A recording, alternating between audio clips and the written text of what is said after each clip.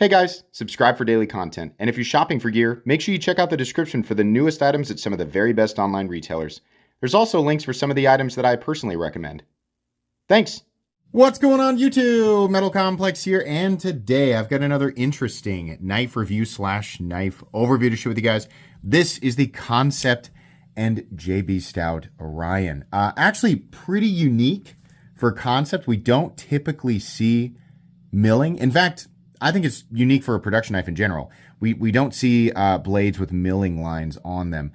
Pretty cool. And honestly, the price on it is not bad at all. Very competitive. I will link this down in the description. It does help my channel when you use those links, but that's entirely up to you. Thanks to Kansept Knives for sending this in. Thanks to my patrons for supporting me. These were limited. Where is it? You can see the JB Stout logo right there. Yeah, 400 pieces. So if the link that I put in my description, if it leads to sold out listings, then you can always check the Kansept Knives website. But after these 400 sell, these are gone. Hopefully they do another run of these. And honestly, I'm going to say this later in the video. Hopefully they do a bigger one. I think a lot of people would really like a bigger one. But anyways, let's go ahead and get some specs. Overall length on the Orion is coming in at 7 inches. Did I say Orion or Orion when we started? Hopefully I said Orion. 7 inches and a blade length of 3 inches, cutting edge 2.85. This is what I'd call a medium-sized knife. Not quite small, getting close, but not quite small. Let's do some size comparisons. Any custom scales in this section can be found down in the description under Original Goat and others. Up against the AD10 and the AD20.5. It's actually smaller than both, but it does have more cutting edge than the AD20.5. Let's put it up against the Spyderco PM2 and the Spyderco Para 3. Definitely closer to the size of the Para 3, but quite a bit more cutting edge, not nearly as much handle room. And then finally, we'll put it up against the Benchmade Griptilian, or in this case, the Ritter Hogue and the Hogue Deca. How's the action on this guy? It's pretty good. It's about what I'd expect from a Kansept titanium frame lock. Not quite drop shut. Little bit of encouragement, but it is nice and smooth. Honestly, it doesn't feel too tight. Doesn't feel like there's anything weird inside the pivot. We've got, I feel like I prefer to light switch this one. It's awkward to push button it because the back of the knife comes around and kind of bumps your finger. It's just a weird feeling. It's not a very satisfying feeling. So light switching it for sure. Disengaging the lock bar. There is a little cutout there, but in my opinion, not enough. They probably should have done a little bit more. It's a little bit pinchy to disengage, but not bad. It wouldn't be a deal breaker for me. So overall, the action's exactly what I would expect. It's exactly what it should be on a knife like this at this price point. Let's go ahead and do carry profile thickness up against the Spyderco Para 3. It's a little tiny bit thinner. Length and height up against the PM2 and Para 3. This is a pretty easy knife to carry in terms of size. It's not quite as tall as the Para 3, and it's not quite as long. Honestly, in and out of the pocket is also good. You can't see me doing it, but this is riding on, it's like right on the ridge. So you'd think that this would cause problems, but it didn't for me. Like it's, you know, the pocket clip does pinch up against the material, but because there's enough of a ramp there underneath the pocket clip, it really does go in and out of the pocket easily, and it carries nicely. It carries nice and compact. What are we looking at for materials? We are looking at, now you have a choice. You can also get their stainless Damascus, which is probably like 9CR, 10CR. So the performance is similar to VG10. But this is S35VN, which is fine, totally acceptable at the price that they're asking, especially with it being combined with titanium. So the weight on this guy, we have surprisingly no milling for weight reduction, but you could argue that it's on the outside, I guess, if you wanted to. Weight, 4 ounces, heavier than I would have expected. Might be heavier than some of you would want for a knife that's this size. The balance is honestly really nice, though. I assumed that it would be a little bit less. So it's a little bit of a more robust feeling medium-sized knife. Let's do a hardware check. I'm going to get out my tools. My tools are very inexpensive and very recommendable. You can find them right down in the section of my description that talks about the tools I use on this channel or the pinned comment. So we have a T8, and then I think the body screws are a T6. Yeah. Bummer, wish they were T8, but it's not a big deal. It's very minimal hardware. This is a simple titanium frame lock construction with bearings. Very, very easy to take apart and put back together. As long as you have the right tools for the job, you should be good to go. Let's go ahead and get the blade stock thickness. Oh, we're needing a new battery in this guy. Once again, we're looking at 132,000, so about middle of the road. A little on the thick side for a knife of this size, but still not what I would define as, like thick, right? We've done the hardware check. We've done the blade stock thickness. We've weighed it. Is it already time for the meat and potatoes? I think it is. So this is a cool looking knife. And I know the question that a lot of you are having. So I sort of theorized when I unboxed this. I thought the angle of these grooves, and by the way, yes, you can feel them. They are deep in there, right? I theorized that because of the angle that you wouldn't feel it so much while you're cutting. So if you're wondering, if you cut something like cardboard, if you break down a cardboard box, can you feel it dragging on those lines? And the answer is yes, you can. It's not like, oh my God, I can't use the knife, but yes, you can definitely feel it. So I mean, like the stainless Damascus version of this knife does not have those grooves, which is interesting. I wonder why they didn't do that. Maybe it would have made it harder to etch, but it doesn't have that. So you like the knife and you don't want those grooves, you can always go with that version. But yeah, you can definitely feel it. Now, I mean, the edge is, like the factory edge is still plenty sharp. And it'll definitely slice, right? Like here, can't really feel it. But when you are cutting into a cardboard box, it'll slow you down just a little bit. Let you guys take a look at the plunge grind there. You guys can decide for yourself. I'd say it's probably gonna not look the best after a couple of sharpenings, but okay. As far as whether or not those ridges will affect you during sharpening, I would venture to guess a little bit. It's weird because it's like material removed to create the ridges. So you would think that it would make sharpening easier? I don't know, honestly. I don't know. Maybe you wouldn't notice them at all. I would assume that you would notice them. And in order to get the edge sharp, you'd have to kind of work into those a little bit. But I don't know. It's an interesting thing. I mean, I obviously didn't use this enough to have to sharpen it, but I would just venture to guess that would affect you. It does look cool. And it's also like, it's pretty hard on the machines that cut the lines. So that's kind of neat that they did that. What I wish that they had done is made 2 different versions, or done half of the knives, or maybe a third of the knives with no ridges or no milling on the blade, so that people could choose.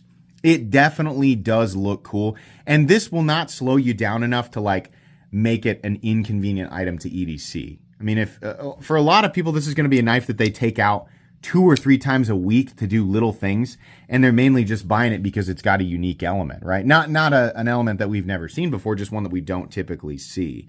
Also, I really like the satin flats here. I think that looks good in contrast to this kind of blasted finish. And then on this one, the titanium, the parts that are not milled are actually polished. That's really cool. And then the blue is anodized all the way around and in here in these grooves. A lot of personality here. I really like that. It's not going to be for everybody, but I always prefer something like this over just flat, plain titanium that's like stonewashed or blasted. And, for some people, that's like their favorite look. But, God, that's like on everything, especially when you're looking at premium materials but sub 200. It's like that's your only choice. And I do like that look. I like the all stonewash look. I've got a lot of stuff like that. But if you're going to do that, I want some personality in some other areas. Like on my hinderers, I always enjoy the texturing, right? So it's nice that they have offered something that is a little extra, even though we don't expect it as much in the sub $200 area. I think they did a really nice job. There's 3 different versions. There's one that's all blue, there's one that's bronze, and then there's this guy as far as the versions with the blades that are milled, unless Kansept has some additional options on their website, which they might. They might have some unique ones there. And then the Damascus one has the Damascus blade. And honestly, I can't remember what the frame looks like, but it is really cool. As far as ergonomics go, it's all right. It is a tad uncomfortable, I guess, because of the 90-degree angle and the jimping underneath, right? Which they needed right here. So it's just 90 degrees, and if you're up against it, which I am because I want all of my fingers on the handle, and I've just barely got enough room. So I could pull back a little bit and have my pinky hanging off the end, but that feels weird to me. I can feel the pocket clip. The edges here, because of the way that they milled it, are just a tad sharp. So it's not the most comfortable thing in the world, but it's far from the least comfortable knife that I have ever felt. Like this knife was still clearly made for the human hand. Another note on the detent, it is fine to light switch, but I really wish the detent was just slightly heavier. Just slightly. I think that would have really helped. It's just the general sharpness of the abrupt edges. I mean, they are machined and they are completed. I think they could have just gone back and knocked all of these edges down just a little bit more. It looks nice, but it's definitely, in some areas, it's kind of, a little bit. Blade's fine. Cutting bevel is fine. Of course, it's a Kansept knife, so you have the Kansept logo, S35VN, some weird code. I'm not sure if that really needs to be there. Then we have the name of the knife on the knife. You have the designer, the Stout logo, and then you have the number. Probably don't need all of that, but I am happy that they at least push it back up against the frame as much as they possibly can. The rest of the knife is pretty straightforward. We have a lanyard hole here. We have the back spacer, which has been anodized. Looks nice. You have a full milled titanium clip. The retention is kind of medium, so I appreciate that. You have a steel lock bar insert that doubles as the over travel stop. Really wish that they had done some jimping. I think that would have been nice, but they didn't, so okay. As far as lockup goes, Kansept does make a nice titanium frame lock. No blade play up, down, left, or right. Let you guys look at the lockup percentage there. No lock stick at all. No double clutch, no pivot lash or anything like that. Very smooth and consistent in here, and kind of a medium. Like I said, I just wish it was a little bit heavier, but it's a nice clicky detent, and we have perfect centering with no detent lash. So this is really interesting. It's not going to be for everybody. I thought, when I opened this up, I was like, oh my God, it's a milled blade. Like, we're going to see. Now, this isn't the same type of milled blade that, a lot of people are going to point out, your arch nemesis has a milled blade and you act like that's like, like thousands of dollars extra. And the truth about that one is it is, because that is a much, number one, that knife is custom made in the USA. Number two, it is a much more complicated milling pattern. Number three, it's freaking polished on top of that. This is not the same thing. It's just a small area with one but it's still a little more expensive to do. So it's kind of neat that we see this at all, let alone on a knife that's sub $200. How much is it? It's $190. Now that's a lot of money for a knife, but when you start considering what went into this, right? S35VN, not the most exotic steel in the world, but definitely what most would consider to be a more expensive steel, definitely. And still, in my opinion, one of the best blade steels that you can get on a pocket knife, period. One of the only handful of compositions that's actually made for pocket knives. Titanium, we got some interesting milling, we got some anodizing, you have a full tie backspacer, you got a titanium pocket clip, knife's made in China, so up against the competition, general competition, on average probably would have charged about 30 to maybe 40 bucks more for this. So Kansept is, I think, pretty spot on. I think that's right where I would expect it to be. Now, how's the price on this thing going to look a couple months from now? Who knows? As far as the exact time that I'm recording this video, which I think is April 18th, you guys, all of my content's pre-recorded, so even if you watch it the day it goes up, it's been in YouTube limbo or sitting in unlisted for probably a couple of weeks, right?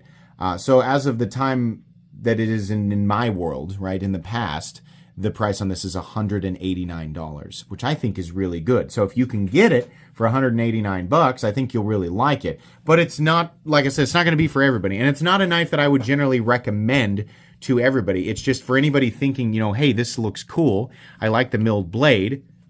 Is it worth the money? I think for you, yeah, but just note, it's not, it's going to slow you down a bit cutting, and it's also not ergonomically the most comfortable thing in the world. I think that this would be a lot more comfortable if it was just bigger. I want like an 8 to an 8.5 inch version of this exact knife for, you know, like if they do another run.